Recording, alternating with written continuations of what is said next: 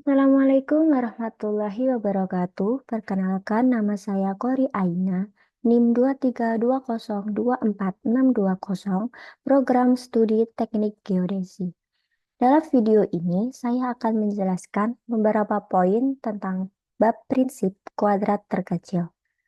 Untuk yang pertama, akan dijelaskan mengenai the most probable value atau dikenal dengan MPV. Dalam bahasa Indonesia dikenal sebagai nilai yang paling mungkin. Nilai yang paling mungkin merupakan nilai pendekatan terbaik yang didapat dari beberapa set data pengukuran. Nilai ini diambil dari rata-rata aritmatik dari set data. Dalam rumusnya dituliskan sebagai M dan didapat dari rumus Z1 plus Z2 plus sampai Zn satu set dibagi berapa kali data aritmetika atau dikenal sebagai N. Di sini akan dibuktikan rumusnya di mana memperoleh rumus tersebut. Pada sebuah kasus pengukuran, N ukuran mempunyai bobot pengukuran yang sama. Atau di sini kasus ini ditulis pengukuran yang sama itu dalam bentuk Z1, Z2, Z3 sampai Z ke N yang mempunyai suatu nilai yang mungkin atau MPV. Di sini persamaan 1 V1 didapat dari M min Z1 dan V2 didapat dari M min Z2 sampai Vn didapat dari M dikurang Zn. Di mana V itu adalah kesalahan residu atau residual error. Residual error dengan M ini dapat kita gabungkan di arti most probable value untuk besaran yang diperoleh dari pengamatan berulang dengan bobot yang sama adalah nilai yang menjadikan jumlah kuadrat kesalahan residual atau V minimum. Di sini dapat digabungkan antara V dengan M dalam rumus di persamaan 2 ini, yaitu sigma V kuadrat sama dengan V1 kuadrat plus V2 kuadrat ditambah sampai Vn kuadrat. Ini sama dengan minimum. Lalu selanjutnya untuk persamaan 1 di awal dan disubstitusikan ke persamaan 2, jadi didapat rumus persamaan 3, yaitu sigma V kuadrat sama dengan M min Z1 kuadrat plus M min Z2 kuadrat plus M min Zn kuadrat. Lalu dari persamaan kita turunkan dengan turunan terhadap M. Jika turunan pertama dari fungsi tersebut terhadap variabel unknown M dan menetapkan hasilnya sama dengan 0, maka turunan dari sigma V kuadrat terhadap M sama dengan 2 dikali M min Z1 dikali 1 plus 2 dikali M min Z2 dikali 1 plus sampai 2 dikali M min Z ke N dikali 1 sama dengan 0. Rumus di atas dapat disederhanakan dalam bentuk M min Z1 plus M min Z2 plus sampai M min Zn sama dengan 0. Lalu dapat M min Z1 plus Z2 plus Z ke N, sehingga didapat kembali rumus M sama dengan Z1 plus Z2 plus Z ke N dibagi dengan N. Disinilah bukti bahwa jika suatu besaran diamati beberapa kali secara independen, maka nilai MPV adalah nilai rata-rata aritmatika. Lalu untuk pembahasan kedua dibahas tentang syarat hitung perataan kuadrat terkecil tertimbang.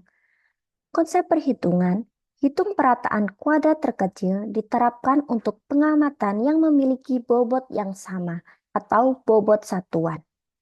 Penerapannya pada suatu kasus yang lebih umum dari hitung perataan kuadrat terkecil mengasumsikan bahwa hasil pengamatan memiliki tingkat ketelitian atau presisi yang bervariasi, sehingga bobotnya juga bervariasi. Persamaan dari syarat hitung perataan kuadrat terkecil tertimbang. Misalkan dalam satu set hasil ukuran didapatkan data Z1, Z2, Z3 sampai Z ke N dan mempunyai nilai bobot relatif. Di sini dituliskan dalam W1, W2, W3 sampai W ke N. Maka jumlah dari perkalian antara bobot dikalikan dengan kuadrat residu masing-masing harus diminimalkan. Ini merupakan syarat yang diberlakukan dalam hitung perataan kuadrat tertimbang terkecil.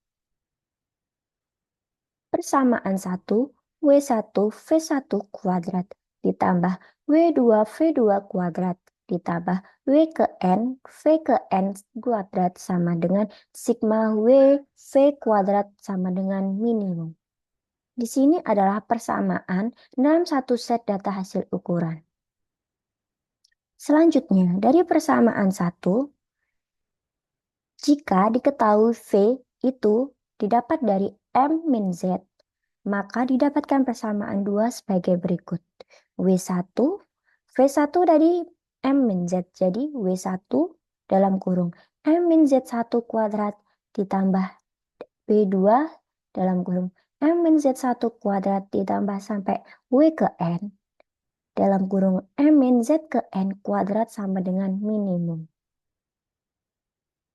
Syarat minimum ini diberlakukan dengan menurunkan persamaan 2 terhadap M dan mengatur persamaan yang dihasilkan sama dengan 0. Maka didapatkan persamaan 3 sebagai berikut. Turunan dari M jadi 2 W1 dalam kurung M min Z1 kuadrat dikali 1 ditambah 2 dikali W2 M min Z1 kuadrat dikali 1 sampai 2 W ke N M min Zn kuadrat dikali 1 sama dengan 0. Rumus tersebut dapat disederhanakan menjadi W1 kali Z1 plus W2 Z2 ditambah W ke N dikali Zn sama dengan W1 kali M ditambah W2 kali M ditambah W ke N dikali M. Maka didapat penyederhanaan rumus yaitu sigma WZ sama dengan sigma WM. Lalu M sama dengan sigma WZ per sigma W. Ini adalah rumus untuk menghitung nilai rata-rata berbobot. Selanjutnya akan dijelaskan mengenai model stokastik. Model stokastik dikenal sebagai penentuan variansi dan bobot pengamatan dalam hitung perataan kuadrat terkecil. Pembobotan adalah suatu hal krusial karena bobot pengamatan mengontrol jumlah koreksi yang diterimanya selama penghitung perataan. Pemilihan model stokastik yang tepat sangat penting dalam survei dan juga penting untuk mendeteksi kesalahan dalam data pengamatan. Untuk keempat akan dibahas mengenai persamaan pengamatan.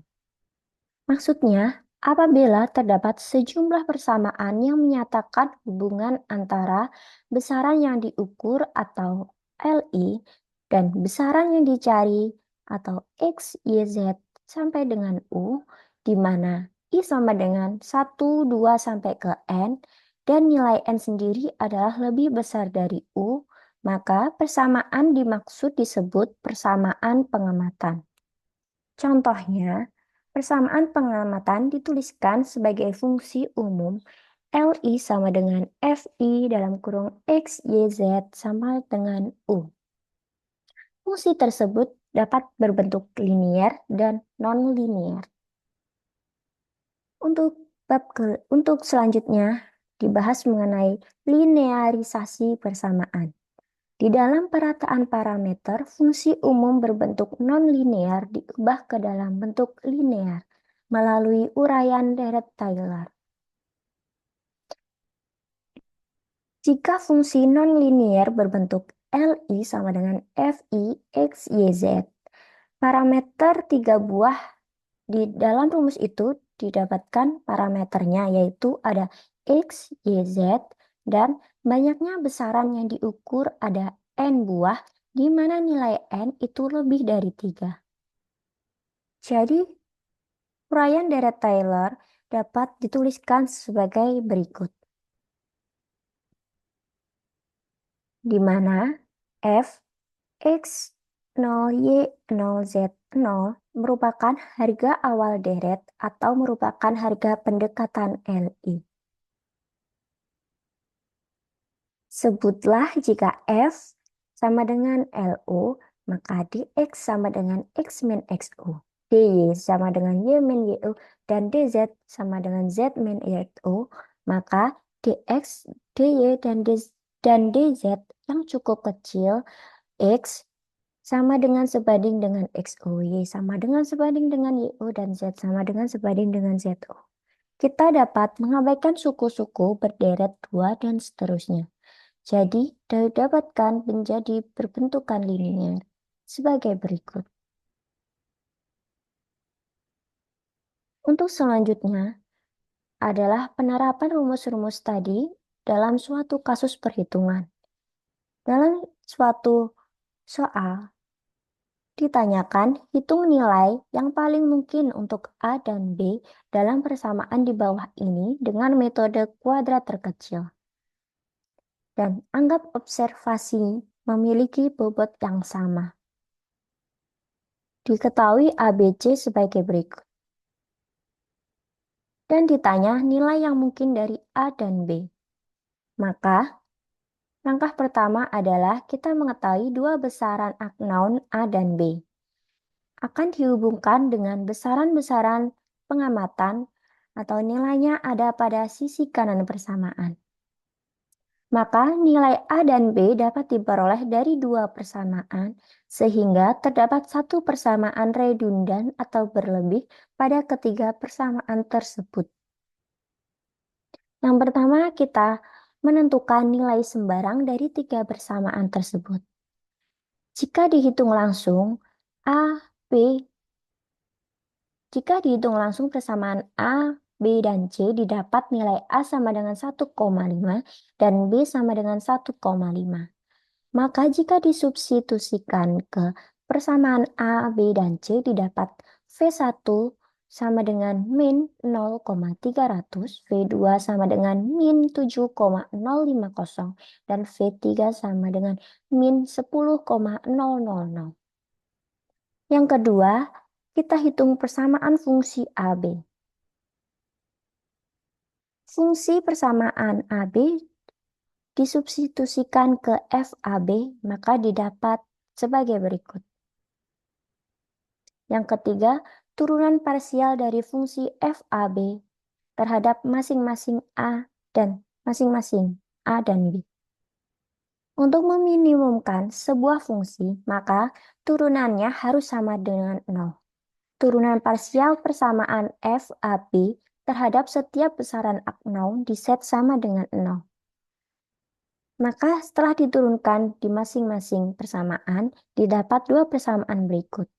FAB terhadap A didapat persamaan berikut, dan yang kedua, fungsi AB terhadap B didapat persamaan berikut. Yang keempat, kita hitung nilai A dan B dari turunan parsial yang tadi. Dari persamaan 1 dan 2 disederhanakan menjadi berikut. Maka didapat A sama dengan 2,1648 dan B sama dengan 0,4898. Jika disubstitusi nilai A dan B tersebut, maka didapat V1 minus 0,326, V2 sama dengan minus 0,6898, dan V3 didapat 1,0602. Selanjutnya kita bandingkan yang pertama tadi, nilai sembarang dan nilai dari hasil residual. Nilai residual sembarang jika dikuadratkan didapatkan sebesar sigma V kuadrat sama dengan 149,7925. Sedangkan nilai setelah kita residual kuadrat terkecil didapat sigma V kuadrat sama dengan 8,465324. Di sini bisa kita lihat bahwa nilai residual sembarang itu lebih besar daripada nilai residual kuadrat terkecil. Ini membuktikan bahwa perhitungan kuadrat terkecil berhasil meminimumkan dari nilai residual. Terima kasih atas perhatiannya. Saya ucapkan terima kasih. Wassalamualaikum warahmatullahi wabarakatuh.